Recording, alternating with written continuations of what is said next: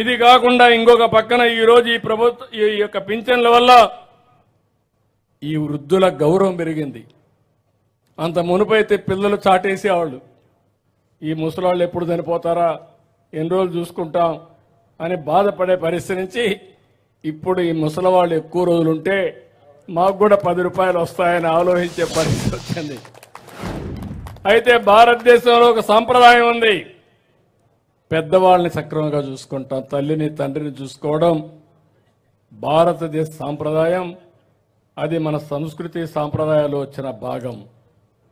అమెరికాకు పోతే లేదు, వేరే దేశాల్లో ఇది ఉండదు. మన తల్లిని తండ్రిని గౌరవించడమే కాదు, ఇప్పుడే కొంతమందిని చూశారు, మేము వేరే ప్రాంతానికి పోతే ఎక్కువ డబ్బులు వస్తుంది, కానీ నేను ఇక్కడుండి వర్క్ ఫ్రమ్ హోమ్లో పనిచేసి మా తల్లిని తండ్రికి సేవ చేసే అవకాశం వచ్చింది, సంతోషమని ఇక్కడుండే కుర్రాళ్ళు చెప్పారంటే అది మన సంస్కృతి అని చెప్పి కూడా నేను మీకు తెలియజేస్తున్నా. దీనివల్ల అందరికీ ఒక భద్రత వచ్చింది. ఇంకో పక్క వాళ్ళ జీవన ప్రమాణాలు పెరిగాయి, వాళ్ళ జీవితంలో కూడా ఒక నమ్మకం, ఒక భరోసా తీసుకొచ్చే పరిస్థితికి వచ్చాం.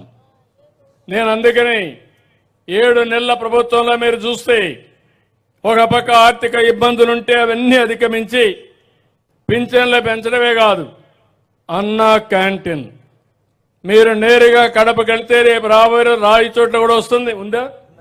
రాయచోట్ల 2 ఉన్నాయి, అన్ని దిక్కలా పెడుతున్నాం. పూటకు 5 రూపాయలకి భోజనం పెట్టి ఎప్పటికప్పుడు సరైన భోజనం పెట్టారా లేదా అని సమీక్షలు చేస్తున్నాం, ఇన్ఫర్మేషన్ తెప్పిస్తున్నాం. అక్కడనే ఒక క్యూఆర్ కోడ్ కూడా పెట్టి మీరేమన్నా కానీ ఇవ్వాలంటే సమాచారం కూడా తీసుకునే పరిస్థితికి వచ్చాం. ఇది కాకుండా మా ఆడబిడ్డలకి మా తల్లి పడిన కష్టాలు నాకు గుర్తున్నాయి. వంట ఇంట్లోకి పోతే బయట వస్తే కళ్ళల్లో నీళ్లతో ఎక్కడికక్కడ పొగొచ్చి నానా రకాలుగా ఇబ్బంది పడేవాళ్ళు. వర్షాకాలం వస్తే తడిచిపోయిన కట్టెల పొయ్యి ఊది ఊది ఎన్నో ఇబ్బందులు పడేవాళ్ళు. ఎప్పుడో ఆలోచించా, నా తల్లి కష్టాలు మా ఆడబిడ్డలకు రాకూడదని దీపం పెట్టాను. ఇంటింటికి గ్యాస్ సిలిండర్ ఇచ్చాను. ఎవరు ఇవ్వలేదు ఆ రోజు. మొట్టమొదటిసారిగా భారతదేశంలో గ్యాస్ ఇచ్చిన ఏకైక పార్టీ తెలుగుదేశం పార్టీ ఆ రోజుట్లోనే. ఇటీవల రేట్లు పెరిగాయి, మీరు కూడా కట్టలేక చాలా మంది గ్యాస్ పక్కన పెట్టి మళ్ళా కట్టెలు పోయే పరిస్థితి వచ్చారు. అందుకే ఎన్నికల మేనిఫెస్టోలో చెప్పాను, 3 సిలిండర్లు ఉచితంగా ఇస్తానని చెప్పి మాట నిలబెట్టుకున్న ప్రభుత్వం ఈ ప్రభుత్వం. ఇప్పుడు మీకు అందరికి కూడా 3 సిలిండర్లు ఇచ్చాం. ఆ సిలిండర్ల వల్ల మీరు ఏ మాత్రం కూడా ₹1 ఖర్చు పెట్టకుండా గ్యాస్ కూడా మీకు వచ్చే పరిస్థితి వస్తుందని చెప్పి కూడా మీకు తెలియజేస్తున్నా. ధాన్యం కొనుగోలు చేస్తున్నాం, ఎంఎస్పి ఇస్తున్నాం. 7,222 కోట్ల రూపాయలు ఒక్క ధాన్యం కొనుగోలుకే ఖర్చు పెట్టాం. ఒకప్పుడు మీరు రోడ్డు ఎక్కితే ఇంటికి వస్తే మీ అంతా కూడా ఇంకా నడువు నొప్పులు వచ్చేసేటివి. ఎవరైనా ఆడబిడ్డలు గర్భిణీ స్త్రీలు ఎక్కడైనా డెలివరీకి పోవాలంటే హాస్పిటల్కి పోకుండా మధ్యలోనే డెలివరీ అయిపోయేది. ఈరోజు నేను గర్వంగా చెప్పగలుగుతున్నా, జనార్దన్ రెడ్డి గారికి ఒకటే చెప్పా, ఏం చేస్తావో తెలియదు, గుంతలు లేని రోడ్లు ఉండాలి, ఎక్కడ పాట్ హోల్ ఫ్రీ రోడ్డు ఇవ్వాలని చాలా స్పష్టంగా ఆదేశాలు ఇచ్చి ఇక్కడ 6 కోట్లు ఇచ్చి ఆగా మేఘాల పైన 80-90% పూర్తి చేసేసాం. అంటే 5 ఏళ్లు మీరు ఎంత అవస్థపడ్డారో ఒక్కసారి ఆలోచించండి. 6 నెలల్లో 7 నెలల్లో మీరు ఎంపుకున్న మీ ప్రభుత్వం ఏం చేసిందో ఇది ఒక్క ఉదాహరణ చాలా. అవునా కాదా అని మిమ్మల్ని అడుగుతున్నా.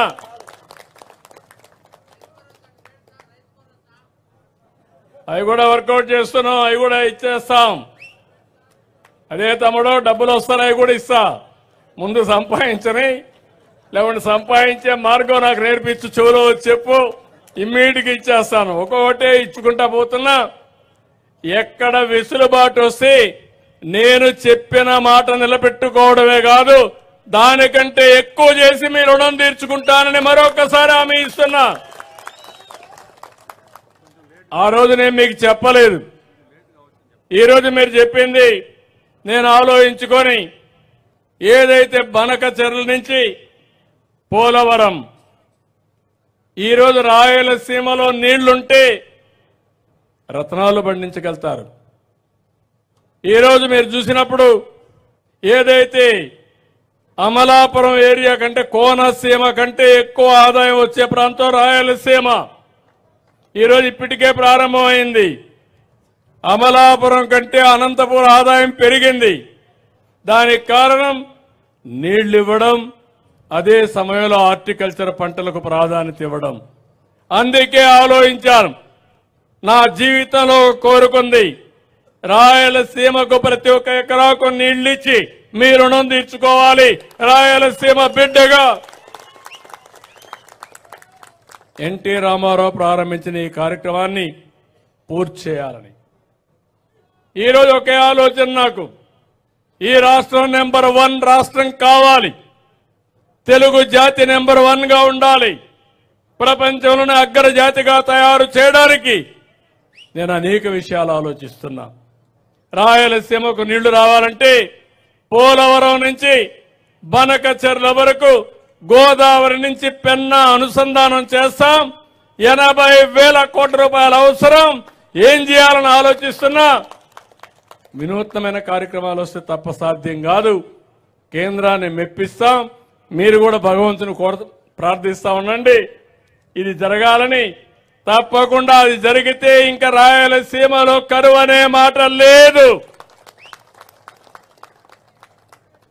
ఎందుకంటున్నానంటే రాయచోటికి నీళ్లు తెస్తాం. శ్రీనివాసపురం పూర్తి అవుతుంది. అడవిపల్లి రిజర్వాయర్ పూర్తి అయింది. నీళ్లు తేవాలి. ఇది వస్తే ఈ లైన్ అంతా వస్తాయి. అదే మరి ఒకసారి కరువు వచ్చిన నీళ్లు రావాలంటే గోదావరిలో సంవత్సరం 2000 టీఎంసీ నీళ్లు సముద్రంలోకి పోతున్నాయి. ఇది ఎవరికీ నష్టం లేదు. సముద్రం లేకపోయే నీళ్లు, రాజమండ్రి దగ్గర సముద్రం లేకపోయే నీళ్లు నేరుగా బనకచెర్లకు తీసుకొచ్చి రాయచోటికి తీసుకొస్తామంటే అది ఈ ప్రభుత్వ విధానం, ఈ ప్రభుత్వ ఆలోచన.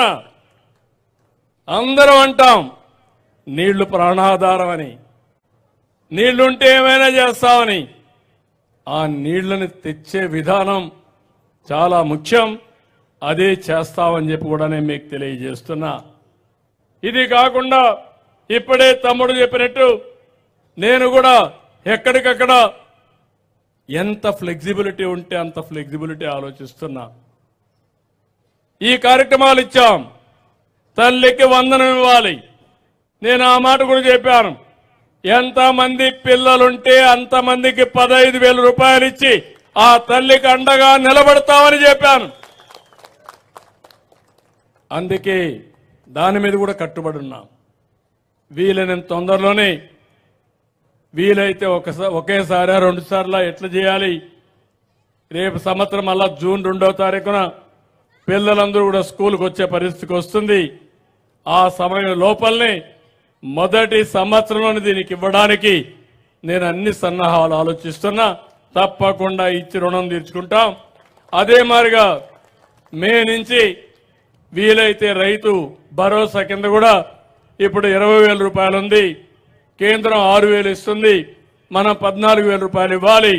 వాళ్ళు ఇంకా ఎక్కువ ఇస్తే మనకు ఉపయోగపడుతుంది. కానీ వాళ్ళు ఇవ్వకపోయినా కనీసం 20,000 ఇచ్చే కార్యక్రమానికి శ్రీకారం చుడతాం.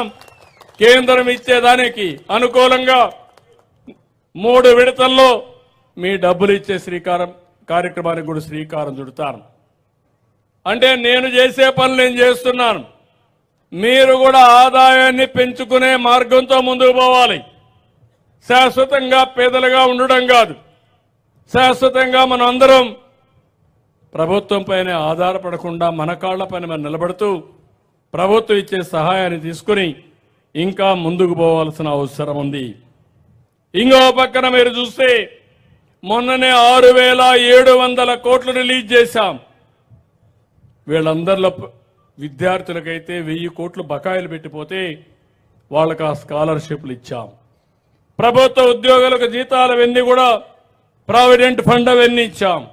పోలీసులకు, చిరు వ్యాపారస్తులకు, చిన్న చిన్న కాంట్రాక్టర్లకి 6,700 కోట్లు ఇచ్చాం. ఇప్పటి వరకు మీరు చూస్తే ఈ 7 నెలల్లో 22,252 కోట్లు ఖర్చు పెట్టి